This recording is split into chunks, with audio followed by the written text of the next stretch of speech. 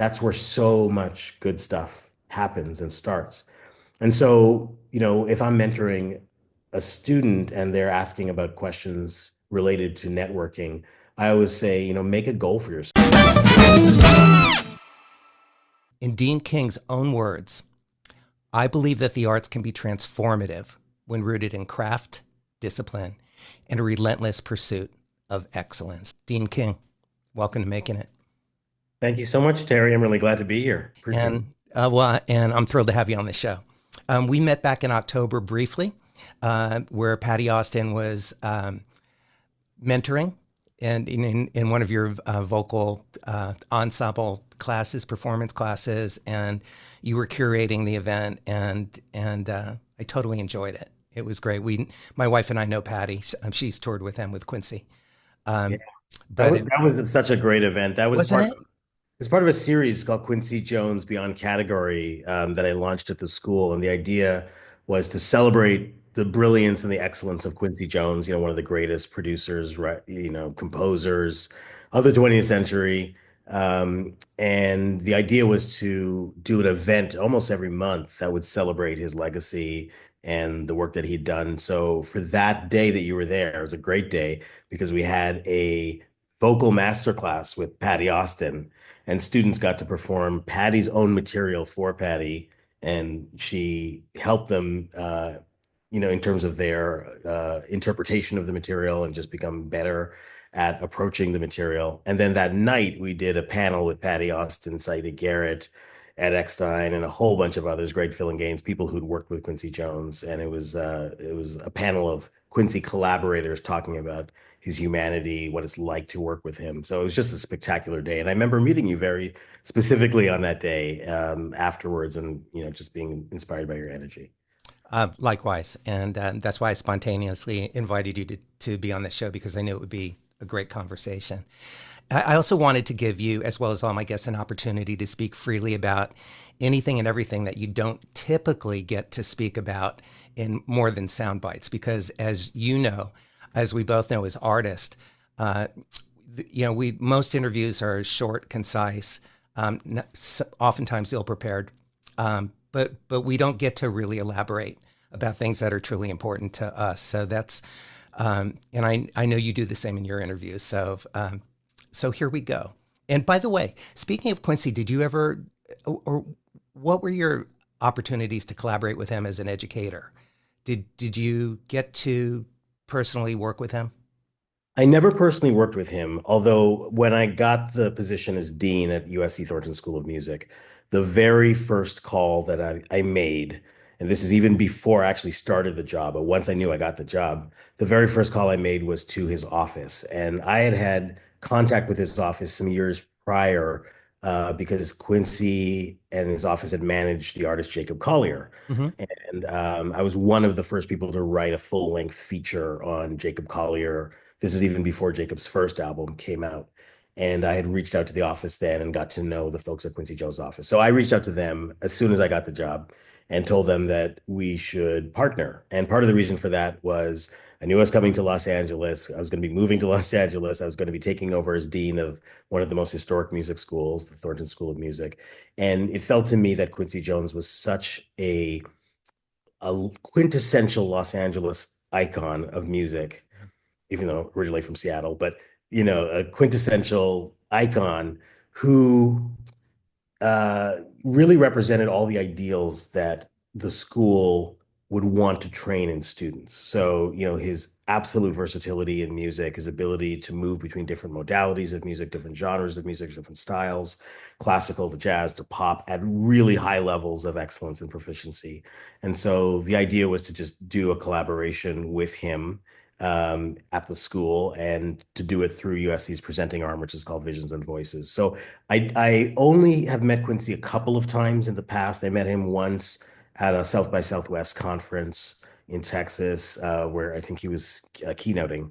And then I also met him through Clive Davis, who I worked with really closely at some of Clive's parties. But otherwise, I didn't know him personally. But I, of course, am just a huge fan of his and the work that he's done, and felt it was a great opportunity to be able to celebrate him through USC, and that it would pay dividends in terms of the student experience as well. Hmm. And I did get to know some members of his family as well over the past couple of years. And you have the rare opportunity to carry on his mission statement, and Absolutely. his beautiful work and contribution to culture, to the arts, and to the world. Yeah, I agree. Yeah. Hoping to do that. Well, Trying. so far so good, right? Appreciate it. Yeah. Um, so let's talk briefly about your mission statement. What is your personal mission statement regarding education and the arts? Wow. It's a little bit of what you started with, in the intro. The idea of being an artist to me is not something, well, first of all, it's a calling. It's Yeah. usually a calling. It's not usually something that you just sort of figure out one day, but it's something that calls you, that summons you. That is what it was for me, for sure. At a young age, it was one of the questions I wanted to ask you. Did you know when you were young, because you are an artist, Mhm. but you are, when did you know that education was your calling and your passion? Would I know education or the arts or both? Education, because art's early, right? Yeah, the arts, my first memory is sitting on my father's knee and him bouncing me up and down on my knee. And he was from Trinidad. Hmm. Both my parents are from Trinidad, and they listen to a lot of music, including calypso. And I just remember him playing calypso music and me bouncing up and down on his knee. And I can remember the rhythm very specifically. And I was always just very musically inclined. It was never not a part of what I did. So in that way, I feel like it something that kind of runs through me and that has sort of like summoned me. But couldn't even tell you where it comes from because I'm the only one in my family who has that specific music talent. Right. And were you born in Trinidad or in Canada? No, I was born in Canada, born and raised in Canada, but my parents were from It's Trinidad. still in your blood, in your DNA. I definitely think it's a DNA thing. Yeah. I couldn't tell you where else it comes from. Mhm. And in terms of education, it's also interesting because both my parents are educators. My mother is a school teacher. My father was a professor of educational psychology. Mine as well. Okay, yeah. So, Educators. Yeah. and I always said, I'm never going to do that. That's not going to be my field. I'm going to do something else. And there you go. You become your parents in some ways. But I'm so grateful for the gift of education that they gave me. I don't know if I was grateful for it at the time. You just do it because you're doing it and you're in school and you're learning. But they took education very seriously and they made it such an important aspect of my life that I've never left it. And education is something I definitely chose in terms of higher education and wanting to be a professor. I had no intention of ever being a professor. But it made sense just given my career trajectory for me to do that. Your PhD's in performance studies. So you were leaning towards, did you envision yourself as having a career as a performer? I knew I would be doing something in relationship to the entertainment Hmm. and and to the arts. So I didn't know exactly what that would be, but I knew it was going to be something in that sphere. And I know that because I was a movie addict, I was a music addict, I was a theater addict. I like every possible thing. I was like consuming as much information as I possibly could about the arts. So I always knew I wanted to be in something related to the arts, but I didn't know what it was. Hmm. My parents definitely wanted me to do something more traditional. And I don't think they necessarily intended for me to pursue a professional career in the arts, but that is what I wanted to do. So I came to New York from Canada. In Canada, I'd studied journalism for a year in university at Carleton University. I wanted to be a writer. I thought I was a very good writer, so maybe that was going to be my professional pursuit. My parents wanted me to do something more traditional. Um, I think they were concerned that a career in the arts was not going to be something that was sustainable. Hmm. So I did a year of journalism at Carleton University in Ottawa. And that was great because I wanted to be a writer. I thought that would be a good path for me. I was a very strong writer, so I considered that my professional path. But then I realized I just was not going to be happy unless I was involved in music in some way or in the arts in a more direct way. So I actually moved to New York. I think I was still 16 years old. I'd moved to New York and I went to the American Musical and Dramatic Academy and I decided to start pursuing being an artist, and I was taking theater classes and music and dance classes and so on. And then I went to New York University, and was pursuing a master's degree in performance studies. And part of the reason for that was because I felt like I needed to get my graduate degree, but I also wanted to focus on figuring out a way to combine my various interests, my interest in writing, my interest in scholarship, and my interest in the arts. And so I got to do this great graduate degree at New York University, which was focused on performance studies. And that's essentially a field where you study anything related to live performance, recorded performance, why we have performance in culture and society, why we need performance. And in that program, I got to focus on popular music. So I would take all kinds of different classes, but I would write essays on artists that I love, like Luther Vandross or Erykah Badu. And I would find ways to merge my interest in performance with scholarship. Hmm. I'm thinking of the griots of so many cultures that that are storytellers, and I it sounds like that's a big part of your calling as well, It's interesting. especially because you have a background in culture. Yeah. Yeah, I mean, it's interesting. I'd never thought of it that way, I suppose, but everything that we're doing is storytelling, and I think artists are storytellers. And Mhm. I've studied a lot about the African griots, and my ancestral family is from West Africa, so maybe there's some part of me that is a holdover from that. Mhm. But yeah, I'm interested in telling stories that don't get told as much as they should or could. I'm interested in bringing attention through writing and through various forms of the arts to important historical figures, who are under researched, underexplored, but meaningful to me, and then I hope meaningful to other people. And that includes, writing on somebody like a Luther Vandross, who is not a minor figure at all, a Right. major mainstream artist, but no one had written any academic scholarship on Luther Vandross before. So my essay was the first ever, I think, as far as I know, written on Mhm. him. And it's probably the same for a number of other artists. And that also goes into some of the work that I've done with artists themselves, that I'm always aiming to try to help bolster the profile and the work of artists that I feel really strongly about and try to give them some attention.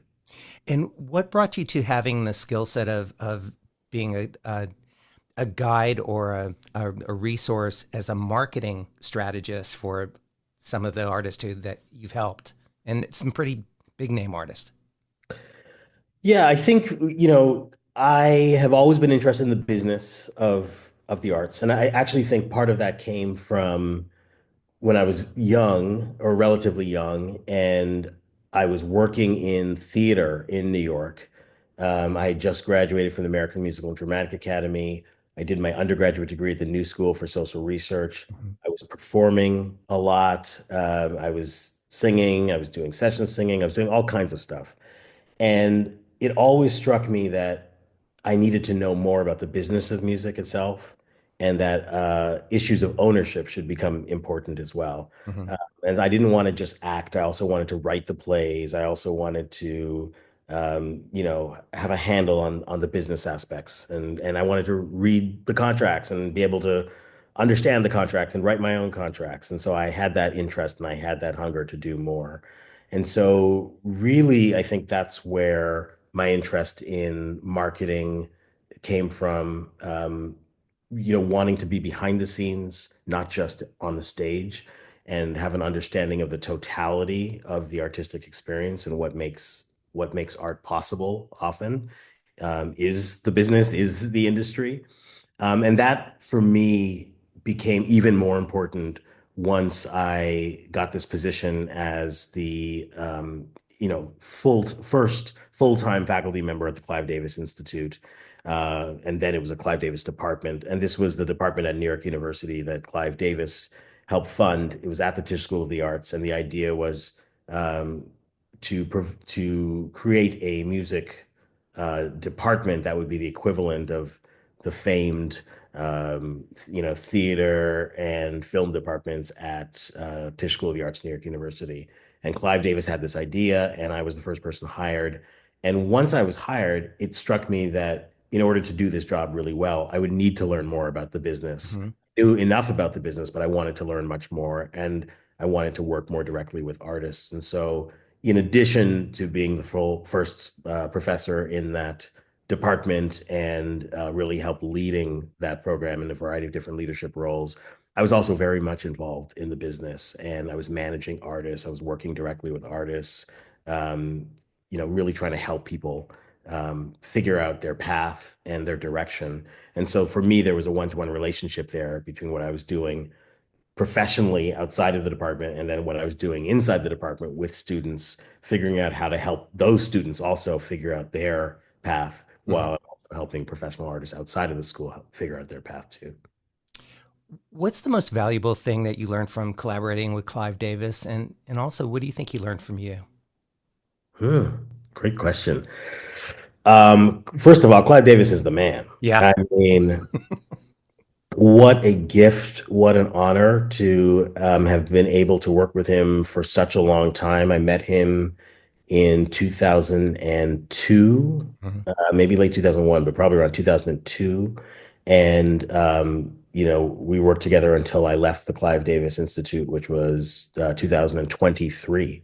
So it's, more than a couple of decades. And you left because you got an offer at USC? Yeah, I left the school because I got an offer at USC and I decided to move to Los Angeles, to leave New York, move to Los Angeles, and to become dean at USC Thornton School of Music. It was not an easy choice to leave. I love New York University. I love Clive Davis Institute. I love what we were able to build. One of the great things about it was having the opportunity to work so closely with Clive Davis. He at the time was at J Records, which was the label that he had created. And he is one of the sharpest people I have ever met. Just an astute human being, incredibly savvy, understands every detail of what it means to be in music from a artistic standpoint, which is rare for executives, but Mhm. then also from an entrepreneurial standpoint in terms of his business acumen, but also just a genuinely great person. And he was not in education per se, although of course a patron of the school. Mhm. But anytime I needed to call him or to ask questions about anything, he was always available. He my role was really to figure out exactly what he wanted for that school and to figure out how to help translate it into a curriculum, translate it into a program that would work for students and help shape the program also in terms of its vision around training students as creative entrepreneurs in music, not just artists, but people who also can understand the business. And so that was my journey, and I think I helped um, create a space for that in the school as well. But he was incredible to work with, and we still talk. I went to his Grammy party recently this year, Mhm. and he's very close. Yeah, I saw a picture of you with Barry Manilow, who also is a big supporter of music education in the schools. He is Barry Manilow, is great, and I met Barry through Clive Davis Mhm. at the Clive Davis's 90th birthday party. We did an opening of the Clive Davis Gallery at New York University, and Barry came to that, and I'm just standing there, kind of blown away because I love this man's music, and Too. he's just incredible. So yeah. Yeah. Let's talk about USC because that's what you moved here for. In addition to the amazing teachers who you have at your school, and many of who, I moved to Los Angeles in 1981, and to work as a studio musician and touring, and you know, the people who were doing it then were Patrice and Indugu and all these amazing, wonderful people. Um, who, a few who I've had on the show, including Indugo, which I was very happy to have been able to share his story while we still had him. Amazing. Yeah. And he was a huge influence on me personally as well as musically. But so in addition to your amazing teachers, many of who are highly respected working artists in the music and film industry, what what do you offer to students who are considering applying to your university? Yeah, I mean, the Thornton School of Music is 141 years old. So it's one of the oldest cultural institutions in all of Los Angeles. And the thing that it stood for that many decades is a quality and a standard of excellence that I have not seen matched. Hmm. What That's a they, big statement because you've seen a lot yeah, of great education and you've I been a part of it. have. I have, and I have to say, it's the thing that I was told that they did well, and then when I arrived, I was blown away. A, because that claim that they made Sure. of their commitment to excellence was actually true, Hmm. um, but so, I mean, the students who are coming out of that school they're just so unbelievably brilliant and talented and smart and sharp and ready to, deliver all that they have for the industry.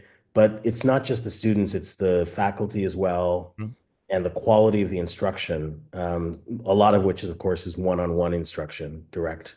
Um, and that commitment to this really high level of mastery and technical ability, but not just technical ability, kind of artistic ability as well.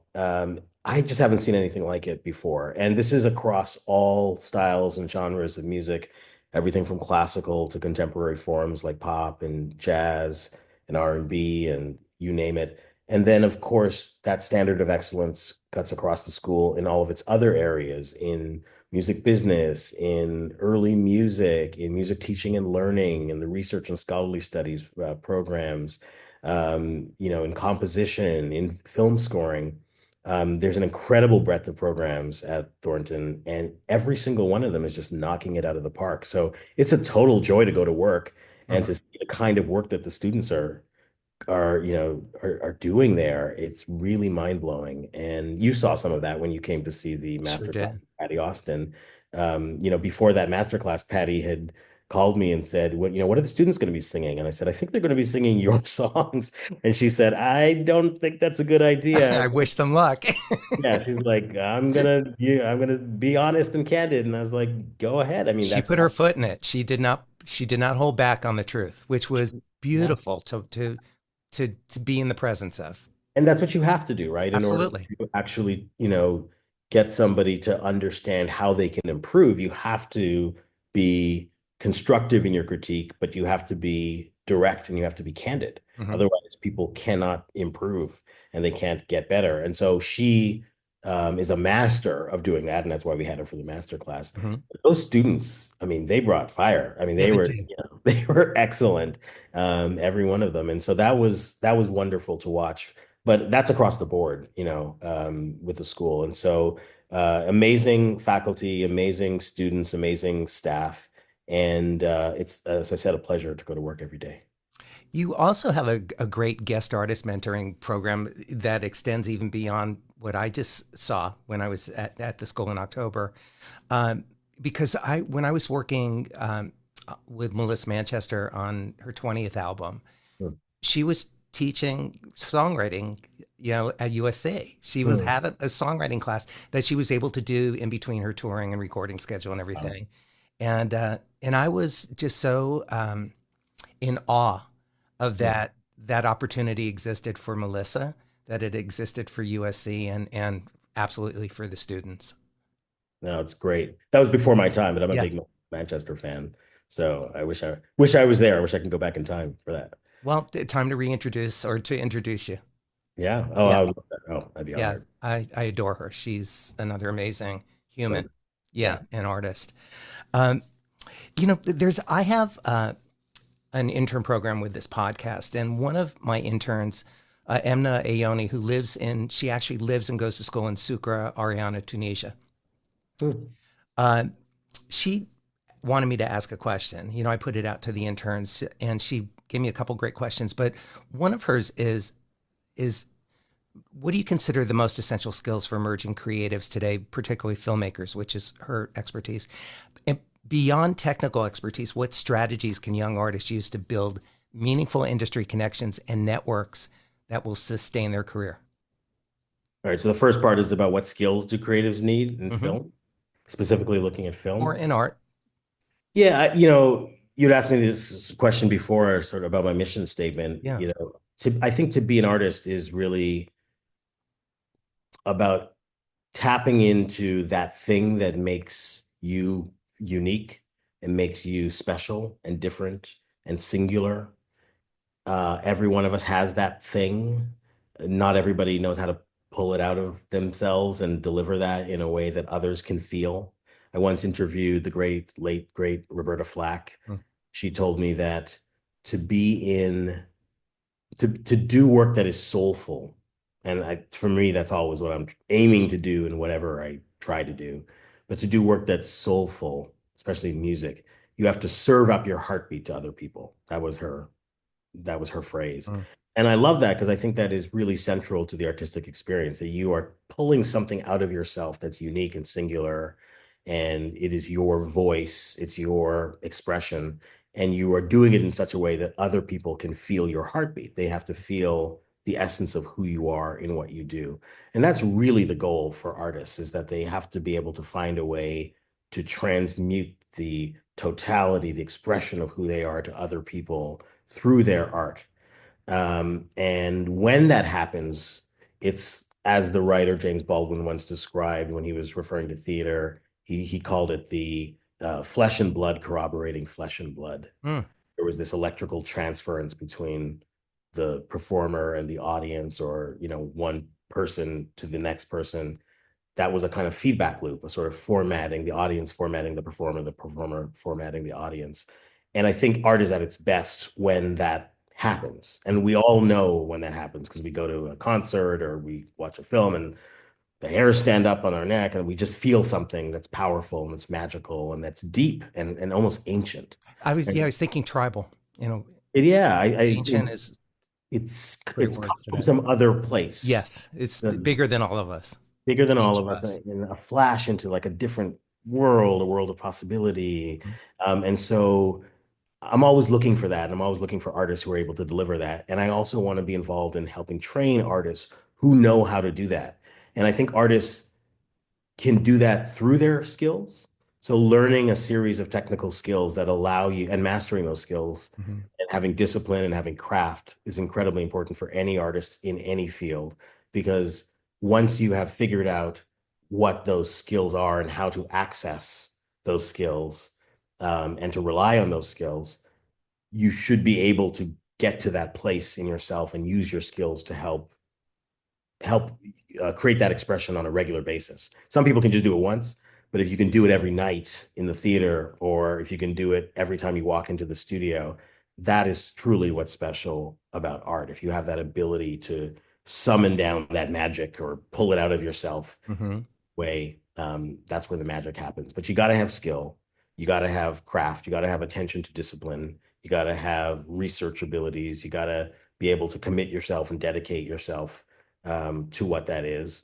And it's across the board. I mean, I've worked in music, film, theater, concerts, all kinds of different areas.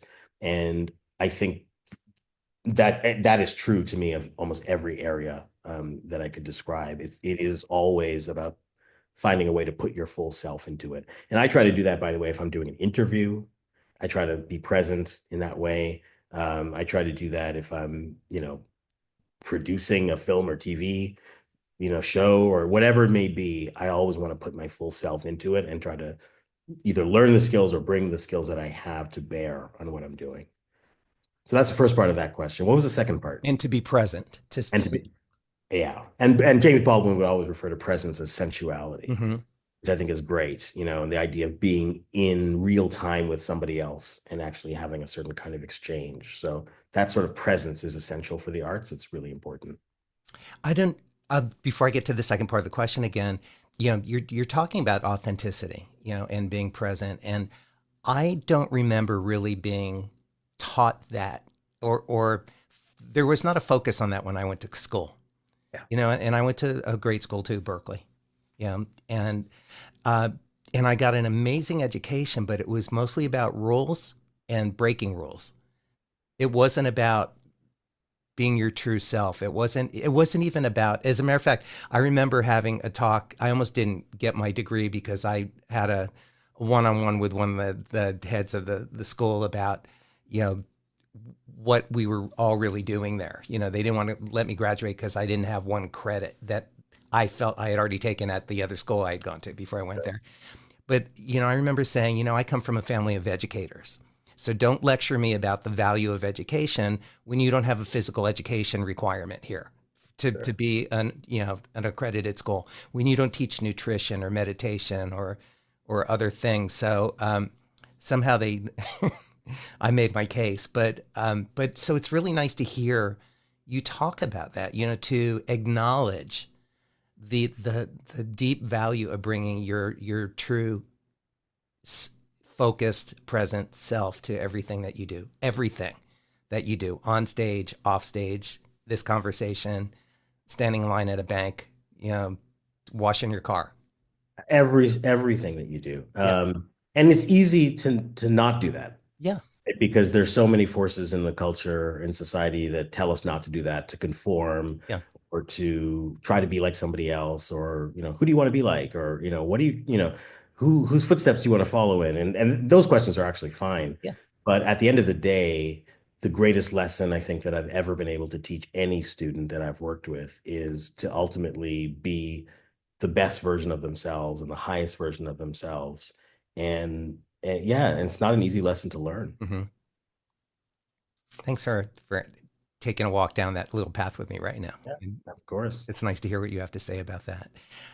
The second part of Emna's question was, beyond the technical expertise, what strategies can young artists use to build meaningful industry connections and networks that will help sustain their careers?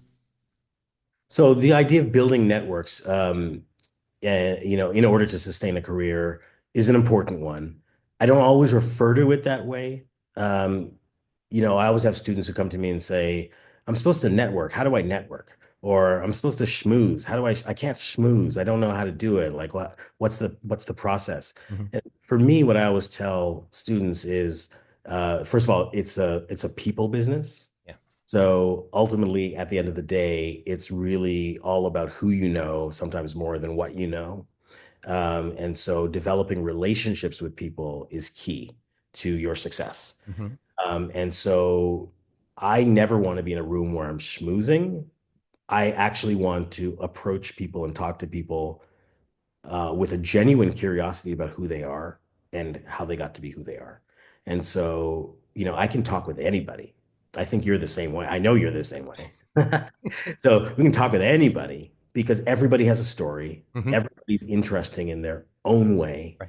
And um, I'm genuinely curious about human beings and who people are. So to me, I never feel like I have to schmooze. I never feel like I have to um, network in a formal way because I'm always happy to meet people and talk with people and share ideas. And you never know who that person's going to introduce you to. You never know who you might introduce that person to. You never know what kinds of networks will be created simply through a face-to-face discussion, talk, meeting, chance encounter, whatever it may be. Mm-hmm. That's where so much good stuff happens and starts. And so, if I'm mentoring a student and they're asking about questions related to networking, I always say, make a goal for yourself. Try to meet 5 people a week, 10 people a week. Maybe that's too much, maybe 2 people a Mm-hmm. week. And these should be people that you haven't met before. And find a way to do that and to actually be genuinely interested in that person. And if that's difficult for you, or if that causes any kind of anxiety, really come up with 2 or 3 standard questions that you can ask somebody, and you can ask the same questions to everybody, but that will essentially be a way to ease into the conversation. But networking is really just about creating relationships. That's all it is. Mm-hmm. And so it's like somebody asking you, how do you create relationships? You talk to people, you get to know people, go out for coffee with people, you engage with people in whatever way makes sense. You play music together, you say, let's work on something together. And that's the best way to build network. Mm-hmm.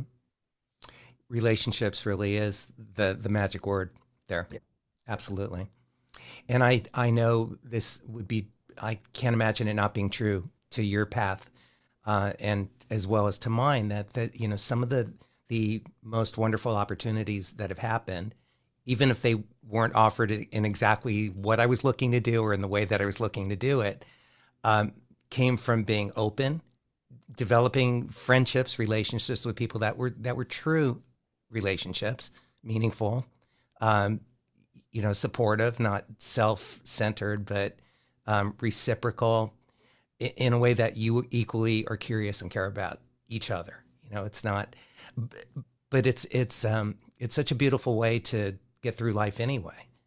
Yeah, And then it comes back. That's a gift that keeps giving. Somebody it- will remember that not only can you sing or play or write or produce, but that you were cool hang. You're genuinely absolutely. a good person. Yeah.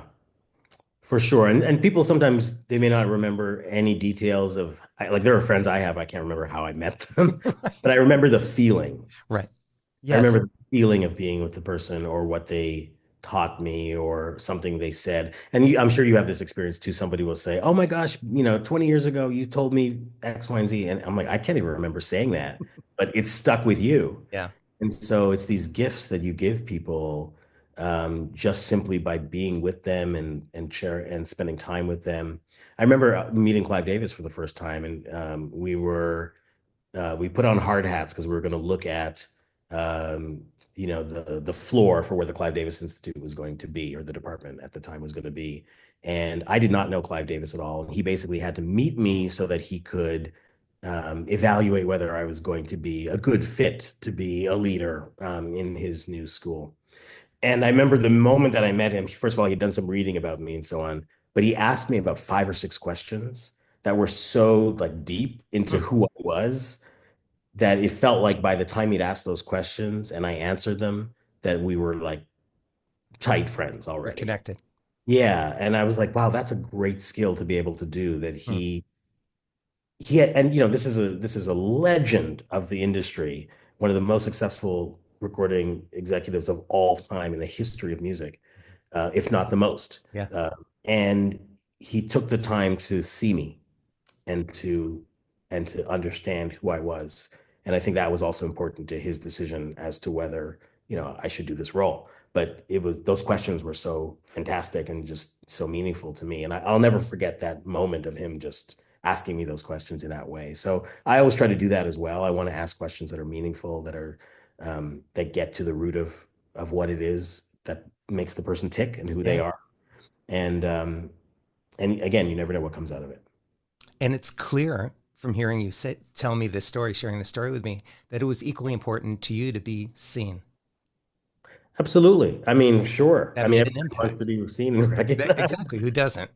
you know, um, but that's not always easy to do. And I was teaching a branding and A&R class at my previous position for many, many years, and basically helping students to figure out, performers for the most part, figure out how to again be their true selves, but also to figure out how they want to represent themselves in the marketplace and Hmm. what position they want to kind of hold in that marketplace and how they want to do it. And I'd ask them a series of questions essentially. I don't know if you ever saw that movie, The Master, with Paul Thomas Anderson about No. psychology, but it's literally almost like that. Like you're just sitting at a table and you're asking somebody questions about themselves. And students would always say that by the end of that process, sometimes it would take weeks of just talking and discussion, that they felt I knew them and I knew what their interests were Hmm.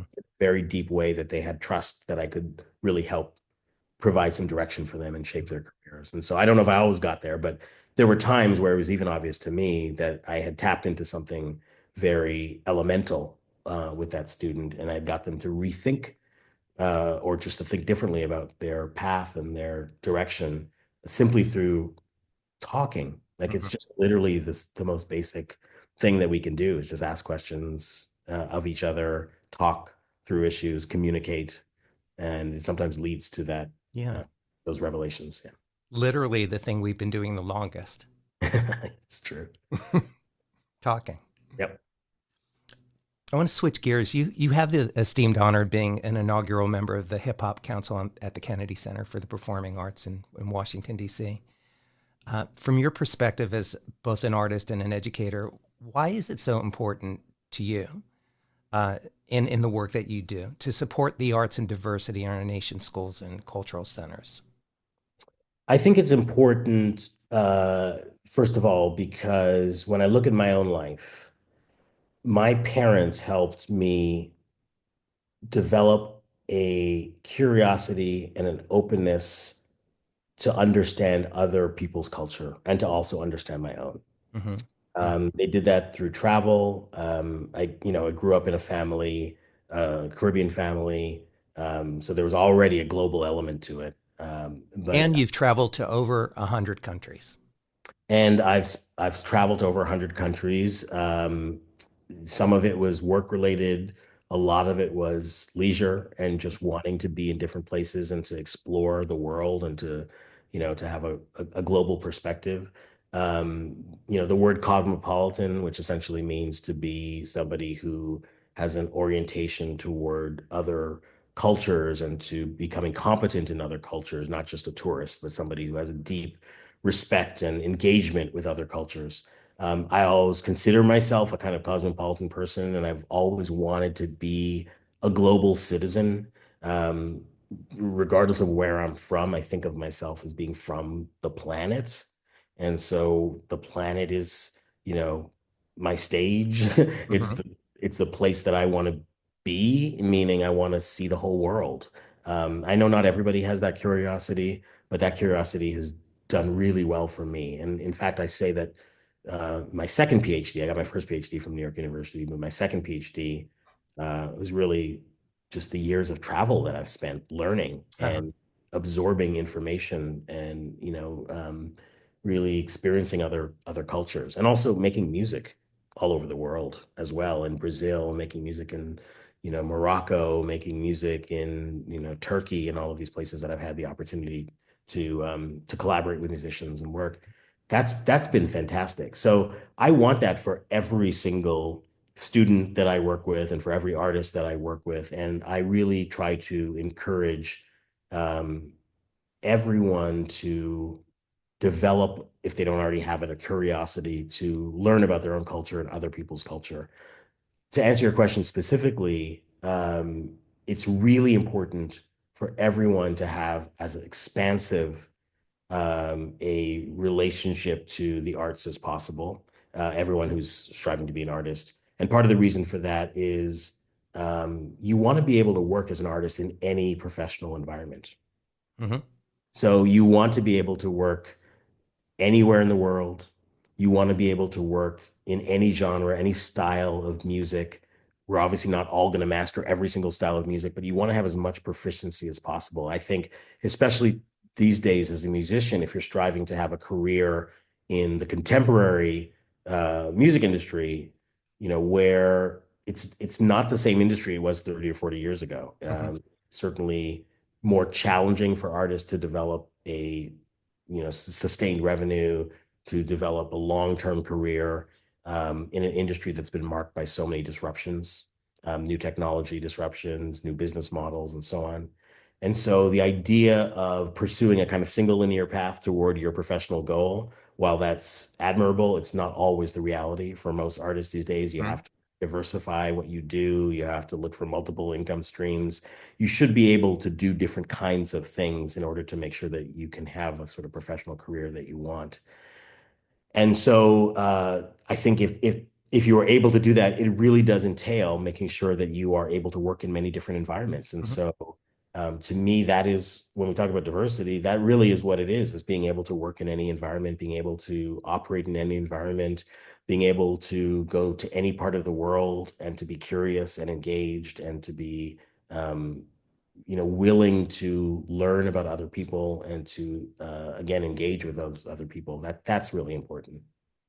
So being a multi hyphenate, which used to be looked at in a with confusion, but I've certainly Absolutely. myself as an artist. I mean, I was told years ago when I moved to LA, it's like they said, well, what do you do? And I said, well, I'm a guitarist, I'm an arranger, I'm a producer, I write songs, I'm a composer. I also am a music director and conductor. And they go, well, you can't be a music director if you're not a piano player. And I said, well, first of all, I do play piano. And second of all, yes, I can. Well, you certainly now look at Questlove, and artists like that. But I was, one of the first people to end up music directing for late night talk shows being a guitar player back in the late 80s, and but people said you have to decide. And what you're saying now is not only do you not have to decide, but being a multi hyphenate is actually the secret to success now and being open and willing and curious to doing more than the one thing you think you are. Absolutely. Yeah. And You're a also, perfect example. yeah, and my thing is, I never wanted to be like a jack of all trades and a master of none. I Right. always wanted to be a master of many trades. Um, and and for me, my inspirations were people like Harry Belafonte, Hmm. who, was a performer, but moved in so many different circles, as a philanthropist and a humanitarian and activist. And Quincy Jones was a huge inspiration for me as well. Jeffrey Holder, who came from Trinidad, was a big inspiration for me. Actor, dancer, visual artist, theater director, could do so many things. And I was always very inspired by that and got a chance to meet so many of those people and work with them. Hmm. And so I never wanted to put boundaries on myself. Um, I also especially didn't want to have external boundaries placed on me. Hmm. So it says, no, you can't do that. That was like fire for me to Me just too. go. That was fuel. Yeah, I was like, okay, let me try to do the thing that you think I Right. can't I'm gonna have that for breakfast. You telling do. me no? Yeah, like allergic to no, sorry, is not something. And so, and there's things I certainly can't do, Yeah. and have no interest in really pursuing per se. If I know it's something that I can't do, or that somebody can just simply do it better than me, and I'll maybe partner with them and work with them collaboratively on something. Hmm. But there's so many things that I feel are really interesting to me that I want to apply my skills and knowledge set to and expand as much as I can. Because I think part of our human journey is to be open, to be expansive, to be kind of porous to the world, let the world in and also be part of the world because we're ultimately of this universe. We're literally, our flesh and blood and our bodies are made from the materials of the universe itself. So we are the universe. So I always want to be as universal as possible. And that for me has manifested in trying to do different kinds of things that allow me to stretch and grow and just be a better person, frankly. Um, so the challenge is, of course, developing the skill set to make sure that you can do those things with a high level of mastery and Hmm. proficiency. And so, I taught myself to produce music. I never took a lesson in that. I was classically trained in piano, but a lot of my musical skill set is self-taught. Um, Nobody ever taught me to lead a band, but I've led a band, of 20 plus people. Um, you know, I'm now working on directing a film. I've never directed a film before, but I've seen how films are directed, and I've been in so many. I've consulted on films, I've produced films, but I've never directed films. But I've watched directors who are great work. I've been in the room with Spike Lee and watched what he does and how he does it. And so I see something like that, and I think I want to do that myself, and I can do that. And also, filmmaking for me is now another form of storytelling. So I can write a journalistic essay. I can make a film as well. And those are just different ways of basically getting to the same uh, outcome, which is to, highlight the role of the artist or to talk more about the arts or to elevate the arts in some way. And so I enjoy finding all these different platforms and methods and modes of expression for the thing that comes from me. And when do you sleep? And to be able to to do everything that you do, and also to also continue to be joyful, happy, healthy. You take Hmm. care of yourself. You're in good shape, and I hope so. I mean, I should sleep more. okay, I get these Instagram updates where it says like you're not sleeping, so you see those things and you think, gosh, I really should be trying to sleep more. right. So I can do better on that, for sure. But I'm driven to do these things, and it's a kind of passion that keeps me feeling young. Hmm. Hmm. That makes sense. Yes. It's like I can't not do these things. Hmm. And in fact, I always tell students, never leave parts of yourself on the cutting room floor.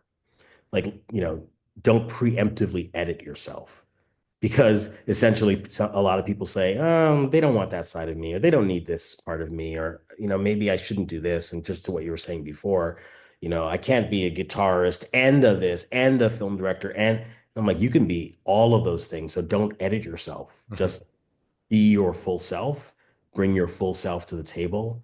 And I think that is actually your role as a human being and as an artist is to do that. And so I'm always trying to be my fullest self in every way. And that gives me a sense of contentment and pleasure.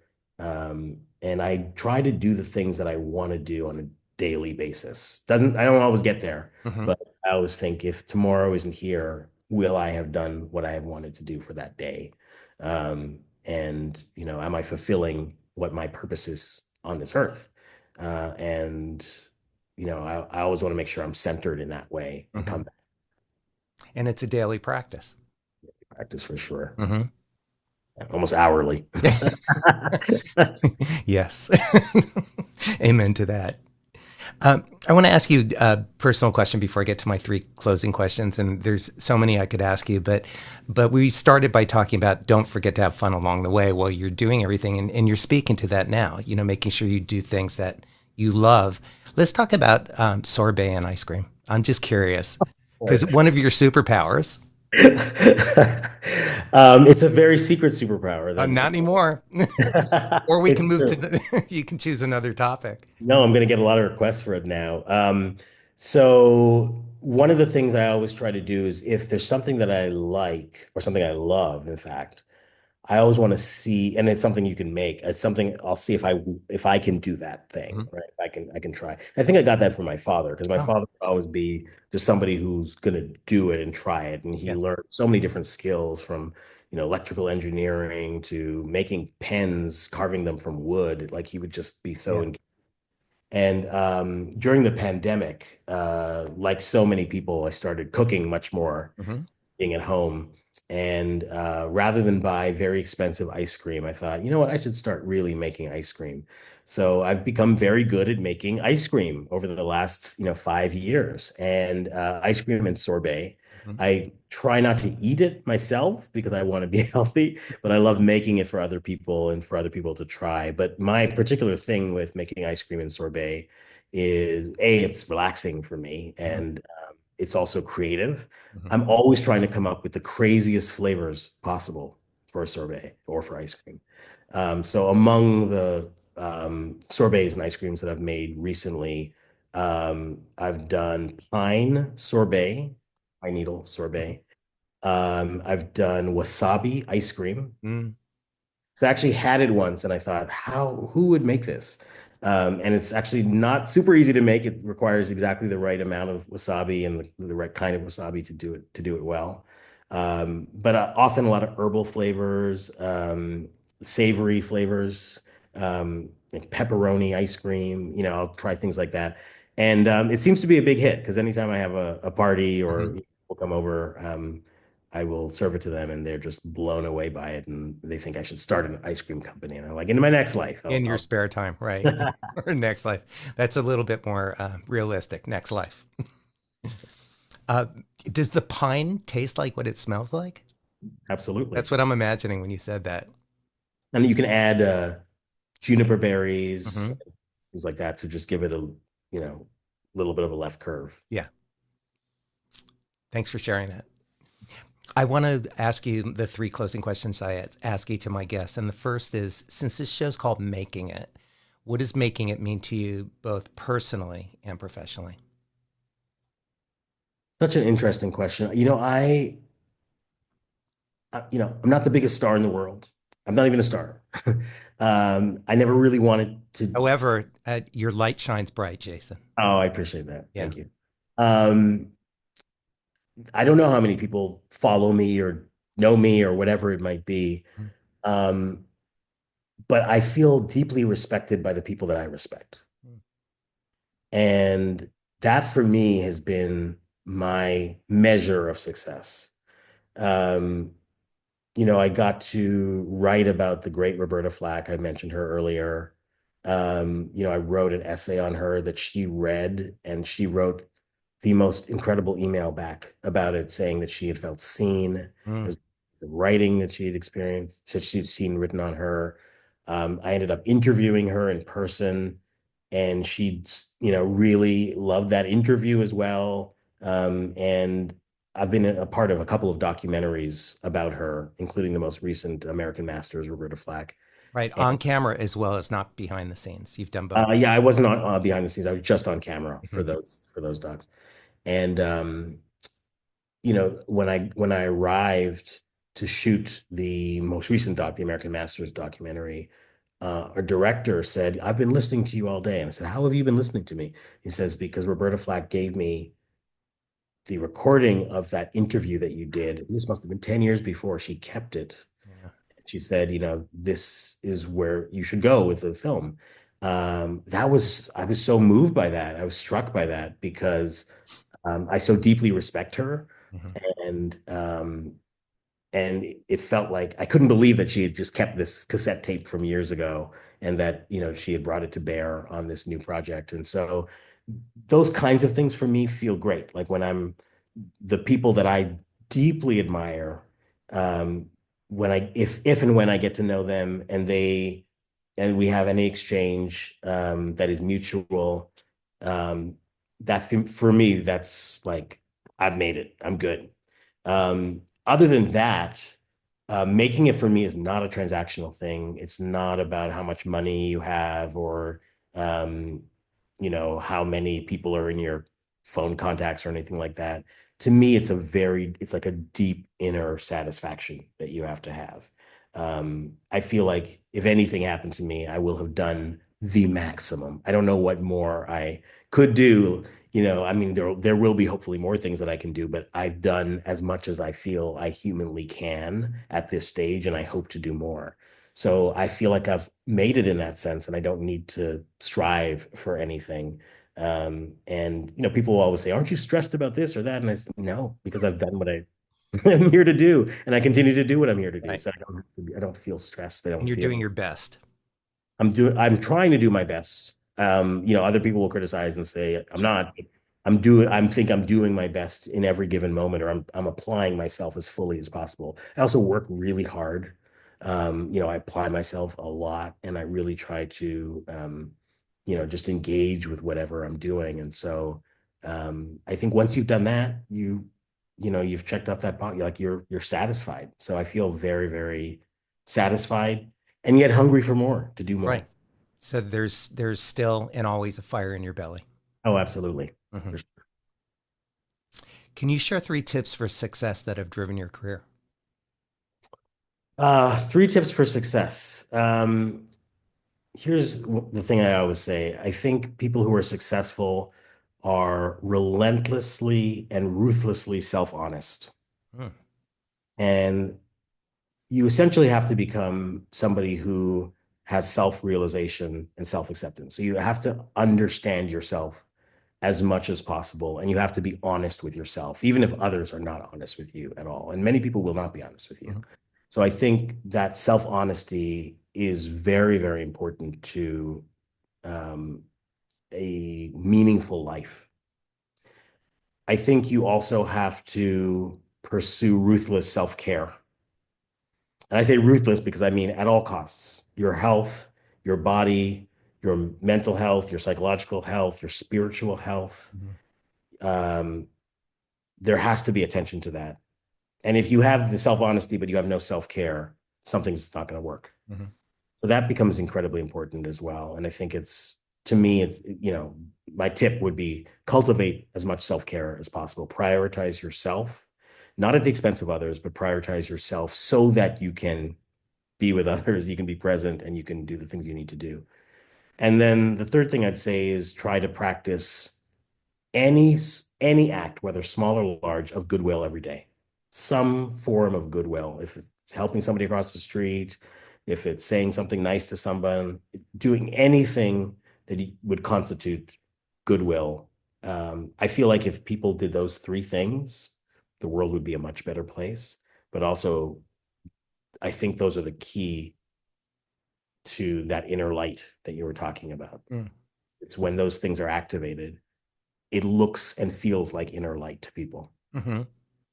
So a simple act of kindness daily, even the smallest act of kindness, And that kindness can comes be, around. It's yeah, and it can be, it's it can be currency. to another person. It can be a kindness to yourself. Hmm. It can be a form of community care of some kind, but something that registers to you as kindness. I mean, I really do feel like one of the things that's missing in the world right now is collective kindness. I mean, there's a spirit of cruelty that exists, globally, that we have to change, and I think it comes from that inner place of connecting to a sense of kindness, tenderness, generosity, goodwill towards other people. I stand in agreement completely.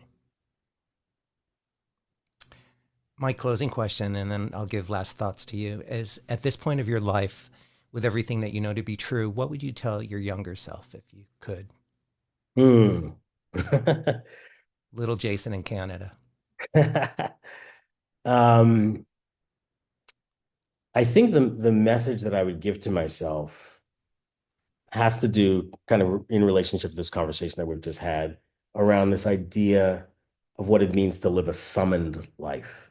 And by summoned life, I mean a life where you are receptive and open and you listen to the universe and you listen to what the universe has to tell you and you move through that sound that you hear that is so elemental and deep and sometimes hard to hear for any number of reasons, but it's there if you're willing to listen to it. And people will call it the inner voice or whatever it might be. I think it's really a frequency attunement to the universe. And so I've tried to live a summoned life, and I think you see that in my CV and in the things that I've done. That I fall into places, I'm driven to places. I've rarely gone out and ever looked for a job. People come to me often, and that's very different than how I grew up. Because how I grew up, uh, the thinking was you do this, you do this, you do this, you go to university, you get your 9 to 5 job, and then you graduate at you retire at this year, and then you spend the next 20 years. And I'm like, that is such, I don't know if I want that life. That to me is a very Regimented structured life as structure. opposed to this kind of summoned one or a Mhm. measured life. So I remember meeting the great jazz artist Abby Lincoln, who I spent time with when I was very young. And she introduced me to her world of brilliant jazz greats, Betty Carter and other people. And this is when I'm 18 years old living in New York City.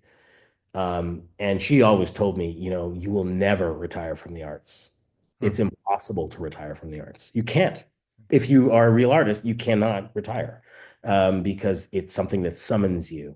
It calls on you and it calls for you to be a particular person and to do things in the world and to experience the world in particular ways, which is why I'm so glad I'm in the arts and I'm in creativity, in a world of creativity, because I'd so much rather be doing this than almost anything else, you know.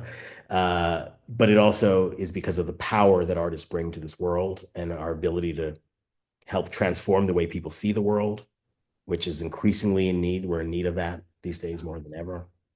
Um, so yeah, so for me, I would tell my younger self, it's okay.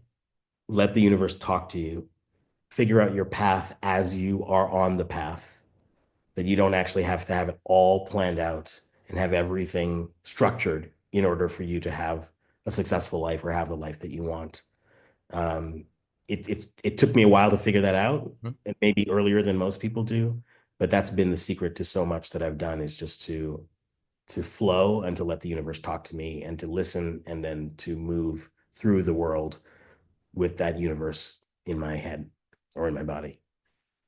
And as you said to me in our emails to each other, how to move, how music and art can shake us out of indifference and apathy. Absolutely. I mean, I heard the great writer Hanif Kureishi, Mhm. one of my favorite writers. He once said, the power of, I think he was talking about writing specifically, but the power of writing is to shake us out of indifference. Mhm. I really do believe that. And I think that's true of music. And I think it's true of film. I think it's true of dance. I think it's true of so many of the arts, which is to say that, it's easy to feel indifferent in contemporary culture. It's easy to feel alone, to feel isolated, to feel fragmented, to feel atomized, to feel separate from other people, to feel lonely, anxious, you name the words. Um, I think that the power of the arts is to just make us shock us into feeling. Mm-hmm. And music to me is where I want to be because it's about a kind of deep feeling. So I listen to Miles Davis and I'm like, that's not just feeling, that's the deepest register of feeling possible transmuted into an instrument. Or John Coltrane, Mm-hmm. or you name the musician, a Yo-Yo Ma or whoever it may be. That's the thing that I'm most attracted to is that ability for somebody to put deep feeling into the work that they do, which I was just referring to as, through Roberta Flack, as serving up your heartbeat to other people. Mm-hmm. But then other people feel that deep feeling as well, and they're moved by it. And one of the things that we need in this world is for people to be moved, to be mobilized. And that's literally the work that art does. It mobilizes us. It actually gets us to move, to feel, Mm-hmm. be engaged. Um, and uh, and I'm always striving for that. And I'm always also grateful for the music in my life that keeps me Yeah. not indifferent, that keeps me Right. very much, Yeah. attuned. And particularly with music, which is where our callings are, um, not limited to certainly, but there's a vibrational healing that happens. It's the transmitter for these shared stories, this emotional exchange to happen. That's the vehicle. Yeah, and people think it's lyrics, and I mean, it can be lyrics, but Yeah. it's not. It's about sound, Yeah. Sound. about the music itself, and sound is literally vibration, Yeah. and it literally moves us, Hmm. mobilizes us, and that's not even just a metaphor. It can actually get you up and make you feel better, make you have a different kind of a day, make your disposition different, Hmm. uh, and then it can do that collectively as well on a grand scale. And you think of the power of music to move masses, and that can be for good or for bad, for sure. Yeah. But I'm most interested in it when it's used for good and in terms of producing and cultivating a kind of good feeling. And so, that is a very special kind of alchemical power, magic that music has, to shape the way that we move through the world and that we feel the world. And it transports us, it beams us, it takes us to other places. We remember where we were, 15 years ago through a song that we heard. When a great song or piece of music comes on and it somehow gets into you, and we call them earworms, Hmm. you know, pop songs or, just, you know, classic compositions, whatever they may be, they are that way because they stick in us. They like literally bond to us in some kind of way. And so, it's a magical process, but it's one that we know we can go to and through music. And that's why, again, so grateful to be in a musical life and part of a musical life. And I know you are as Hmm. well. Very grateful. And I'm grateful to you for taking the time to have this conversation today. Closing thoughts, anything? I'll just say it's so great to talk with you, and I hope we can talk more and Yeah. connect and maybe make some music together. All of the above. Yes to all of that. Absolutely. And maybe we could come up with a sorbet flavor together too and experiment Uh, on that. I'll try anything you suggest that I should make. I'll try and I'll try to perfect it. Okay. I'm going to think on that one so I don't waste the opportunity. uh, Dean Jason King, thank you so much for this beautiful conversation. It's a joy to get to know you better and to shine some light on your light in your story and your path. Uh, if anybody's interested in having an amazing education, consider USC. Um, and you just heard many of the reasons why. It's not the school that I had the opportunity to go to. I had a great education at Berkeley, but I am in awe and have such deep respect for the program that you are continuing, through the tradition of and enlarging and expanding, bringing your own life experience into that. So thank you for the great work that you do for our community. and for keeping art alive. I'm stand with you 100% on that. And to all of our listeners, thanks for joining Jason and I. And everybody stay safe, stay inspired, and we will see you all next week.